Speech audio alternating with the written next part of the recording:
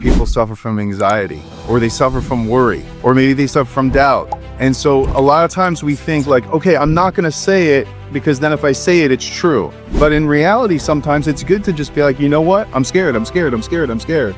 Just get it out. Like you're getting it out. Like I'm worried. I'm worried. I'm worried. I'm worried. I'm worried. And then the more you say it, the less worried you are because you're actually getting it out of your system.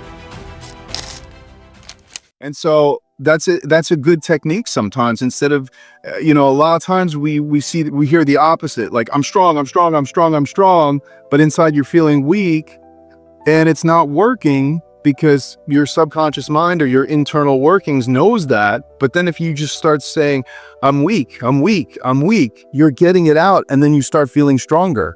Because it feels like you're becoming more familiar with the feeling, right? Because, Yeah. as you said, we stay often, oh, I'm strong, I'm strong, I'm strong. So we know how that feels. Yeah. Then the week, we don't admit it. So it's just harder to know how it feels. Bryan, you talked a little bit now about people and about that comfort space. And I wanted to ask, how important is your environment? How important is people, especially when you're going through a challenging time? And how did it help to you? And what would be an advice to a friend or someone who is around the person that's going through a challenging time? Yeah, definitely. So I think environment is so important. And I feel the most sad for people that can't control their environment for whatever reason, right? If they're a child and they're in a bad environment, like that's the most sad because they can't do anything about it.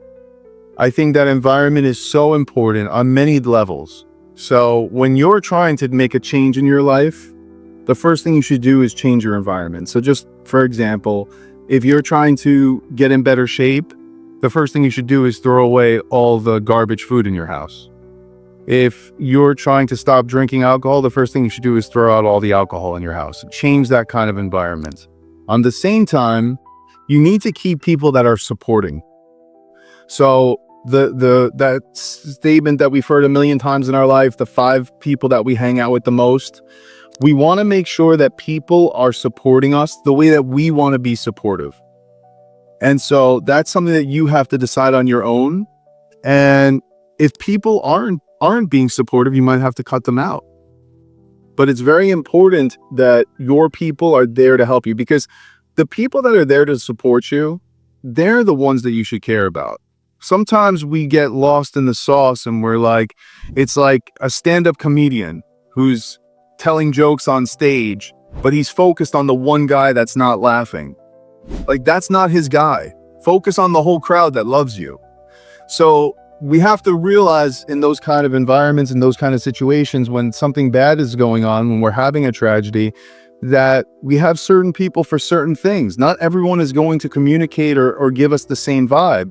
We might have that friend that we're going to call up to make us laugh. We might have that friend that we're going to call up to cry with.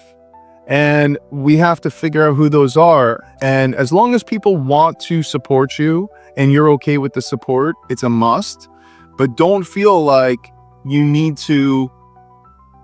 So a lot of times people feel like they need to support other people when they need the support, if that makes sense, So it's like, if you have a friend that's really, let's say a tragedy happens, then you don't have to support them if you can't, right? And vice versa. And I think it's just really important to keep a close-knit group of friends, and you might have to find good things. Like you might have to go out there and find a social club or a sport or something where you can start being with like-minded people, like going to the gym or whatever it might be. But I think it's there's so many variables with it. But the one thing that I can tell you for sure is that you need people that are going to support you. And if people aren't supporting you, then get them out of your life.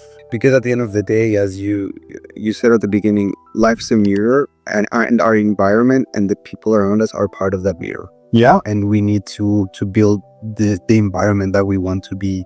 You mentioned keep people that are supporting you, but you also mentioned we have different people for different times, like the one that's going to make me laugh or the ones that I'm going to cry with. Exactly. Obviously, even now, there's Facebook groups, there's different things out there. Listen, it's hard for me to say what works and what doesn't when it comes to things like that. The best thing I could tell you is having real friends, but we live in an age where sometimes people just don't have the ability to have real friends. And I think that if you have real friends or real family that are really supporting you, you're very, very lucky. And if you don't have that, then finding some social outlet is really important. Figuring something out that's productive, that you know is a positive thing, is very good. If you ask the average person, do you consider yourself a victim? They're probably going to say no, because that's not the right real way of asking, because it's not just black and white. It's not that either you're a victim or you're not a victim. It's a better question to ask, which is a question I ask a lot of my clients, is what areas in your life do you feel like a victim? Because it's usually not every area. So if you're in a situation where, let's say you have a partner, or let's say a business partner, a romantic partner, or any kind of partner, and they're doing something negative to you, right? So maybe you feel like a victim in that part of your life because you're letting this other person control you. And then now the next thing is why. And so we have to figure that out. But it might not be that you're a victim in every single area in your life. But the more control that we can get, not in a negative way, but the more control that we can get in a positive way is good. And so if things are no longer serving us, that's a bad thing. Mm-hmm. And I think there is a lot of value in breaking down and not just putting it all together as like, are you a victim? It's the same thing, in my opinion, that goes with confidence. When you ask someone, are you a confident person? That's a tricky question, because oftentimes you can be confident in some aspects of your life, and then in some others you're completely not confident. Exactly. And then you just like putting it all together and say, I am or I'm not. So yeah, I think it's super valuable to break it down into the different aspects. 100%. 100%, because that's see, a lot of times that's what happens. We think about these things as like I am, and we just like want to put a word there, but it's so much more complicated than that. And so that's why I am a believer in that. I am a believer in breaking things down and seeing what you really, really want to get out of it. A lot of people love confidence. They do. They talk about confidence. They want to remove doubt. They want to increase certainty. They want to increase conviction. But it becomes the clarity again, right? Like which areas, you know what I'm saying? If you've never went skiing, you're not going to be confident going down Black Diamond. So we have to figure out, where do you want that confidence? And once again, it's not a destination. It's more of a volume. So, you know what I'm saying? If it's like a guy and let's say it's a dating situation, you know, you don't need to be James Bond. You just need to be good enough to go and start having a conversation. So it's a volume control. It's not like, oh, I made it. A lot of people are thinking these things are destinations.